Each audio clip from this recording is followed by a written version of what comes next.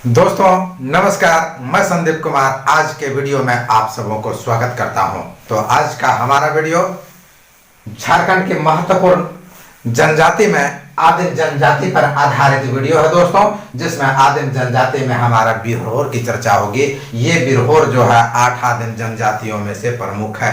32 जनजातियों में 8 आदिम जनजातियों के बारे में यदि विशेष रूप से आपको जानकारी लेने हैं कि कौन कौन से आदिम के अंतर्गत आते हैं, तो हमारा संथाल जनजाति में आप जो है जाकर के संदीप सर BKC से आप सर्च करके देख सकते हैं। तो चलते हैं, हमसे जुड़े और जो है वीडियो पर नजरें गड़ाएं। तो सबसे पहले देखते हैं कि बिरहोर मुख्य रूप से जो है वो काफी पिछड़ा हुआ, हर एक मामले में पिछड़ा हुआ जो है यह जनजाति है दोस्तों।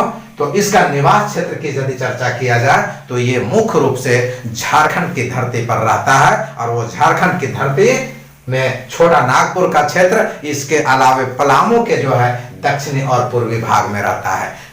इसके अलावे हजारीबाग, चतरा और धनबाद में भी जो है बिरहोर का जो है निवास स्थान पाया जाता है। और इसके अलावे यदि दूसरे राज्य की बात किया जाए तो ये छत्तीसगढ़ के रायगढ़ में भी जो है इसका जमावड़ा देखा जाता है। स्पष्ट हुआ? ये हमारा जो है नंबर 1 की चर्चा हो गई दोस्तों। नंबर 2 पर चलते हैं, भौगोलिक वातावरण पर चर्चा करते हैं। तो जैसा कि मालूम है आपको कि हमारा झारखंड झार झाड़ियों से भरा हुआ एक महत्वपूर्ण पठारी भाग है, ठीक है। और ये क्या है, ये छोटी छोटी पर्वत श्रृंखलाओं के बीच में हरा भरा जंगल है और कई वनस्पतियां यहाँ पर जो है फल फूल रहे हैं, कई वनस्पतियां यहाँ विकसित हैं। अब मानसून की बात यदि किया जाए तो यहाँ जो है मानसून उष्ण किस्म के है, और यहाँ उष्ण मानसूनी स्थिति पाई जाती है। और इसमें जो है मुख्य रूप से साल, शीशम, महुआ, सागवान, खैर, ये जो है आपका ढाक, पीपल, नीम, आम के अलावे लंबे लंबे घास, झाड़ियां, सवई के अलावे कांस मिलता है। कांस का नाम जो है आप लोग सुने होंगे। हम लोग जो है कांस को कांसी बोलते हैं। कांसी जो है होता है कि वो क्या है कि एक लंबी घास है, उसे काट करके जो है झाड़ू बनाया जाता है। उसमें फूल भी सफेद सफेद लगते हैं। यदि जो है जो ग्रामीण क्षेत्र से होंगे तो निश्चित रूप से कांसी के बारे में जानते होंगे, इसे कांस कहा गया, ठीक है। और वर्षा की बात यदि है तो ये पठारी क्षेत्र में जो है मानसून के समय में वर्षा 160 से लेकर के 180 सेंटीमीटर तक की होती है दोस्तों। और तापमान ग्रीष्म काल में जो है 45 डिग्री सेल्सियस तक पहुंच जाता है। स्पष्ट हुआ होगा? अब आगे हम लोग चलते हैं कि बिरहोर के शारीरिक गठन पर चर्चा करते हैं हम लोग कि बिरहोर लोगों का शरीर किस प्रकार से है, बॉडी स्ट्रक्चर कैसा बना हुआ उसका। तो बिरहोर जनजाति का वर्गीकरण ऐसे मुख्य रूप से यदि देखा जाए तो प्रोटो ऑस्ट्रेलियाई समूह के अंतर्गत किया जाता है। किसके अंतर्गत किया जाता है? प्रोटो ऑस्ट्रेलियाई समूह के अंतर्गत किया जाता है। लेकिन इसमें कुछ तत्व जो है नेग्रोकल्प से भी मिलते हैं। इसके क्या है, महत्वपूर्ण बात आ गई। ये जो है बहुत इंपॉर्टेंट क्वेश्चन आ गया जो झारखंड में पूछेगा कि बिरहोर का शारीरिक गठन जो है किस समूह से है, तो प्रोटो ऑस्ट्रेलियाई से। इसका जो है कुछ तत्व किससे मिलता है, तो नेग्रोकल्प से जो है इसका मिलता है। ये महत्वपूर्ण जो है प्रश्न आ गया आपका। इसका रंग को देखें तो रंग काला होता है, क्योंकि जो है आदिम जनजाति है भाई, तो गोरा तो होगा नहीं। जंगलों में रहने वाला है, अधिक तपन में रहता है, तो ऐसी स्थिति में स्वाभाविक है कि इसका रंग काला होगा। बाल जो है इसका घुंघरेला होता है, घुंघरेला बाल वाला होता है।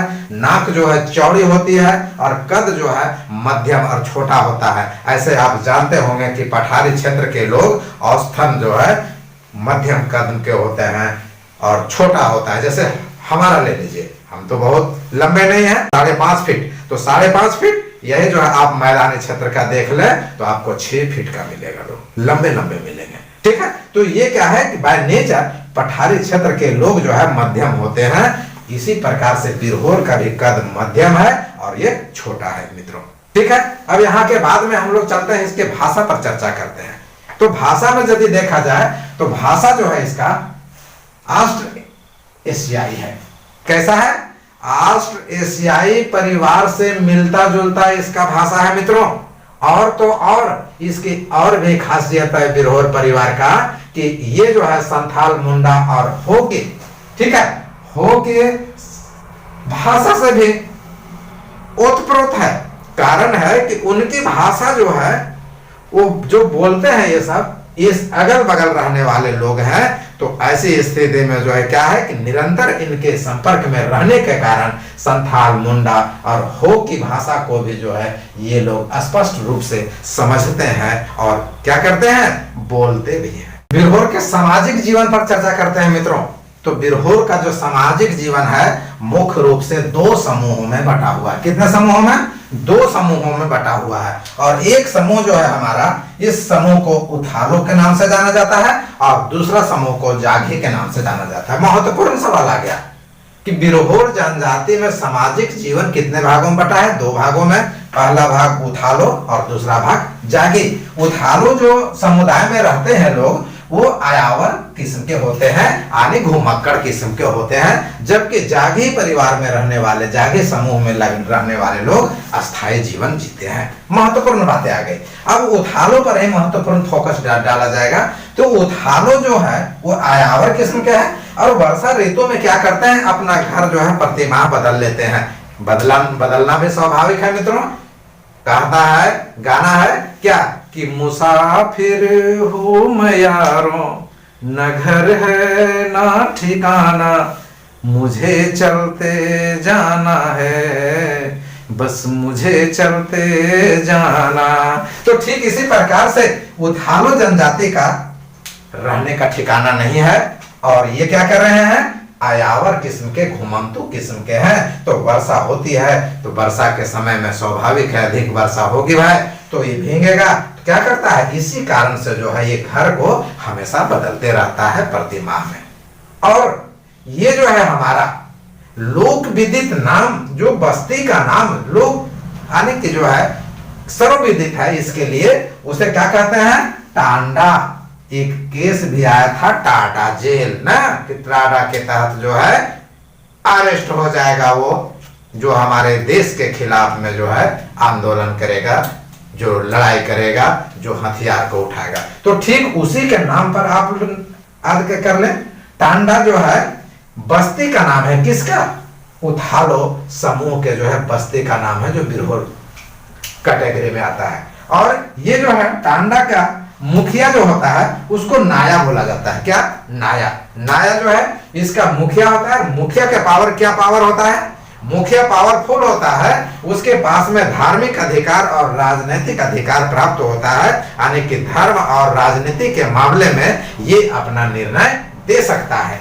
अब आगे हम लोग देखते हैं कि लड़के और लड़कियां एक समूह में रहते हैं, ठीक है, और वो भी एक समूह में शयन गृह में। जो लड़के लड़कियों के रहने के लिए घर बना होता है उसका क्या नाम है, शयन गृह। बहुत महत्वपूर्ण प्रश्न आ रहा है। या इसे रैन बसेरा के नाम से जानते हैं, शयन गृह या रैन बसेरा। और ये दोनों को जो है सम्मिलित रूप से क्या नाम दिया गया है, गतियोरा। और इस गतियोरा में लड़के और लड़कियां 10 से 12 वर्ष के उम्र के रहते हैं। और इस गतियोरा में लड़के और लड़कियां अलग अलग समूह में रहते हैं, ठीक है, लड़के और लड़कियां अलग अलग समूह में रहते हैं। अब देखिए दोस्तों, ये जो दो समूह था, एक उथालो और दूसरा जाघी, ये दोनों में बनती नहीं है।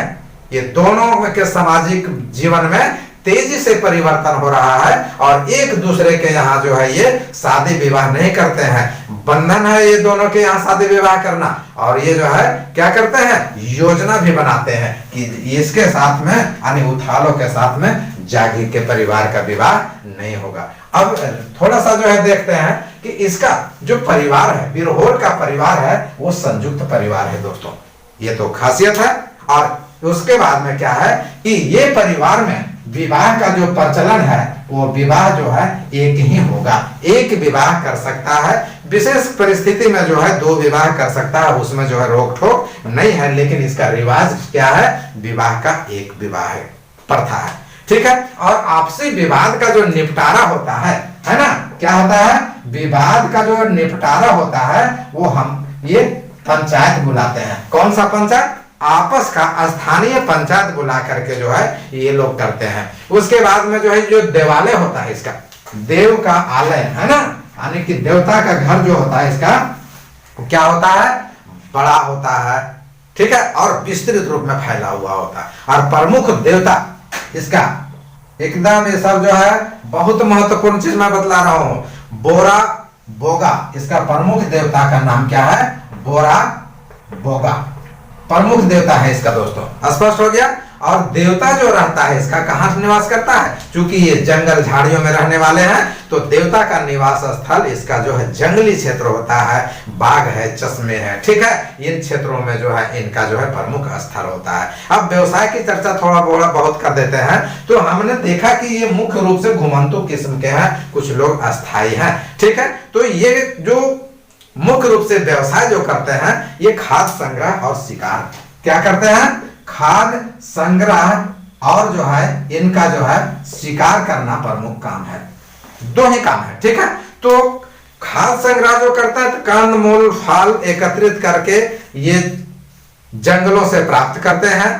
उसके बाद महुआ का भी फूल, आम, इमली ये सब भी जो है सेवन करते हैं और जंगली जानवरों का शिकार करते हैं दोस्तों, ठीक है। स्थिति जो है अभी कुछ ऐसी इनके साथ में नहीं है, ये बंदरों का भी शिकार करने के लिए विवश हो गया है। पालतू जानवर में इनके पास में क्या होता है, पालतू जानवर में मुर्गी, बकरी, सुअर और कुत्ते का भी पालन करते हैं दोस्तों, ठीक है। तो व्यवसाय के तौर पर जो है इन्होंने, अब आप देख रहे हैं कि व्यवसाय के तौर पर तो रस्सी, तंतु, सेठा, नरकुल आदि जो है ये बनाने के जो है अच्छे जानकार होते हैं। क्या क्या, रस्सी, तुरंत और सेंठा के अलावे नरकुल ये बनाने में जो है माहिर होते हैं, और जो लकड़ी का भी कुछ सामान बनाते हैं ये तो अपने निकट के बाजार में ये बेचते हैं दोस्तों, ठीक है। आने कुल मिलाकर इनका कहा जाए कि अर्थव्यवस्था और व्यवसाय जो है वो जंगलों पर निर्भर है, और अभी जो देखें जंगलों की कटाई के कारण और नई राष्ट्रीय वन नीति के कारण इन बिरहोर परिवारों के बीच में संकट आ गया है। इसलिए इनके संकट पर सरकार को ध्यान देना बहुत जरूरी है, ताकि इनके जो है अस्तित्व को बचाया जाए, इनकी आबादी को बचाया जाए, और ऐसे परिवार का, ऐसे जो है जनजाति परिवार का समूल इतिहास को जानने के लिए इसका इतिहास बचा रहे। इन्हीं बातों के साथ में आज मैं अपना वीडियो आप सबों को सौंपता हूं। बहुत बहुत धन्यवाद।